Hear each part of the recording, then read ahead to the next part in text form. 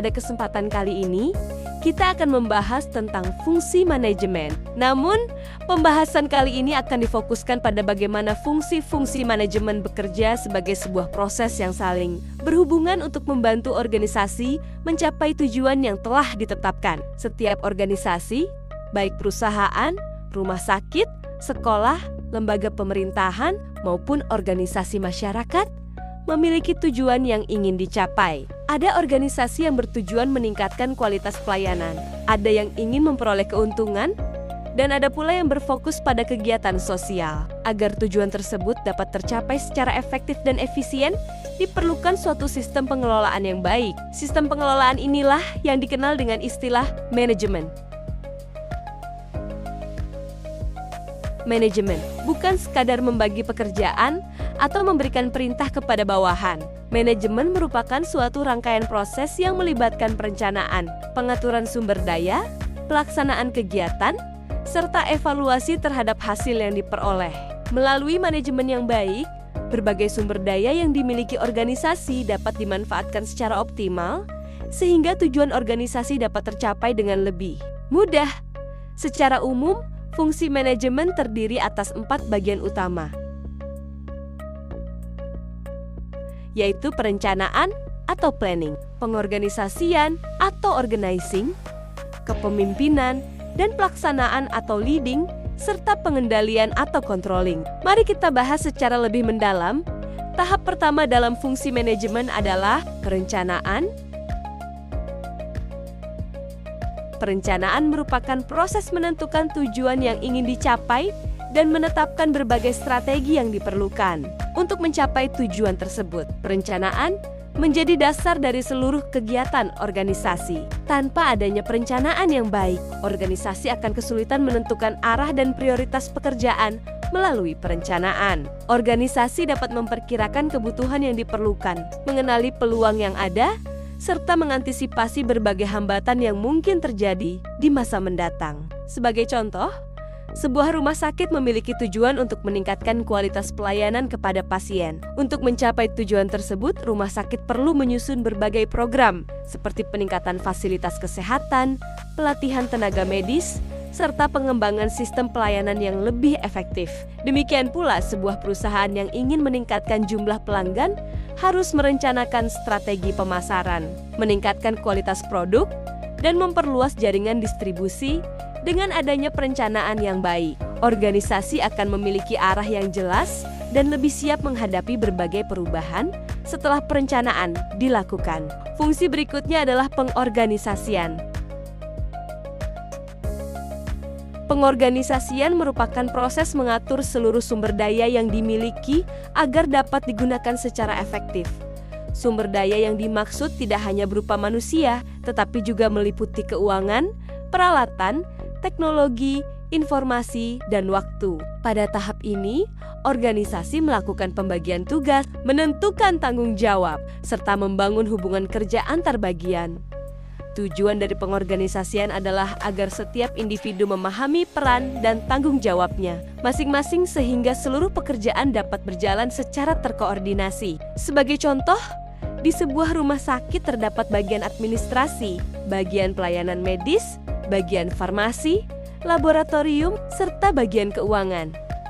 Setiap bagian memiliki tugas yang berbeda, tetapi seluruh bagian tersebut saling bekerja sama untuk memberikan pelayanan terbaik kepada pasien.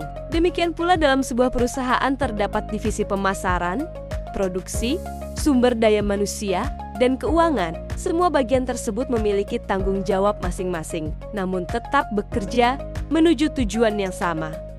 Pengorganisasian yang baik akan menciptakan koordinasi yang efektif dan meningkatkan produktivitas kerja. Tahap berikutnya adalah pelaksanaan atau kepemimpinan. Pada tahap ini, seluruh rencana yang telah disusun mulai dijalankan. Fungsi ini berkaitan dengan kemampuan seorang pemimpin dalam mengarahkan, membimbing, serta memotivasi anggota organisasi agar mampu bekerja dengan baik. Keberhasilan organisasi tidak hanya ditentukan oleh perencanaan yang baik, tetapi juga dipengaruhi oleh kemampuan pemimpin dalam menggerakkan seluruh anggota organisasi. Pemimpin yang baik tidak hanya memberikan perintah, tetapi juga mampu menciptakan suasana kerja yang nyaman, menjalin komunikasi yang efektif, serta memberikan motivasi kepada seluruh anggota organisasi. Sebagai contoh, seorang kepala sekolah tidak hanya bertugas menyusun program pendidikan, tetapi juga harus mampu membimbing guru dan tenaga kependidikan agar dapat melaksanakan tugasnya dengan baik. Begitu pula seorang manajer perusahaan harus mampu memberikan arahan kepada para karyawan, membantu menyelesaikan masalah yang muncul, serta membangun semangat kerjasama di lingkungan kerja. Melalui kepemimpinan yang baik, anggota organisasi akan merasa dihargai dan lebih termotivasi untuk memberikan kinerja terbaik. Selain itu, komunikasi yang baik juga menjadi salah satu faktor penting dalam pelaksanaan fungsi manajemen. Komunikasi yang efektif dapat mencegah terjadinya kesalahpahaman, memperkuat kerjasama tim, serta meningkatkan kualitas pelaksanaan pekerjaan. Fungsi terakhir adalah pengendalian atau controlling. Pengendalian merupakan proses memantau dan mengevaluasi pelaksanaan kegiatan untuk mengetahui apakah hasil yang diperoleh telah sesuai dengan tujuan yang telah direncanakan. Melalui pengendalian, organisasi dapat mengetahui tingkat keberhasilan program yang telah dilaksanakan serta menemukan berbagai kekurangan yang masih perlu diperbaiki. Pengendalian bukan bertujuan mencari kesalahan atau memberikan hukuman kepada anggota organisasi, melainkan untuk meningkatkan kualitas pelaksanaan kegiatan. Sebagai contoh, sebuah perusahaan melakukan evaluasi terhadap jumlah penjualan setiap bulan.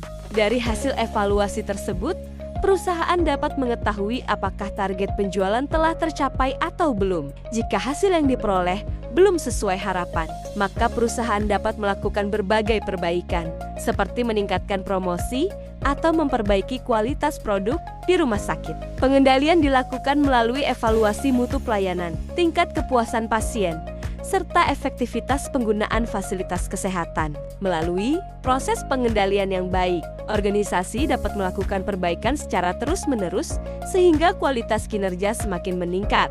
Keempat, fungsi manajemen tersebut sebenarnya membentuk suatu siklus yang berlangsung secara terus-menerus. Setelah dilakukan pengendalian dan evaluasi, organisasi akan kembali menyusun perencanaan baru berdasarkan hasil yang telah diperoleh sebelumnya. Dengan demikian, proses manajemen tidak pernah berhenti, melainkan terus berkembang sesuai dengan kebutuhan dan perubahan yang terjadi. Penerapan fungsi manajemen yang baik memberikan banyak manfaat bagi organisasi. Manajemen membantu organisasi mencapai tujuan secara lebih efektif, meningkatkan efisiensi penggunaan sumber daya, memperkuat koordinasi antar bagian, meningkatkan produktivitas kerja, serta memudahkan proses pengambilan keputusan.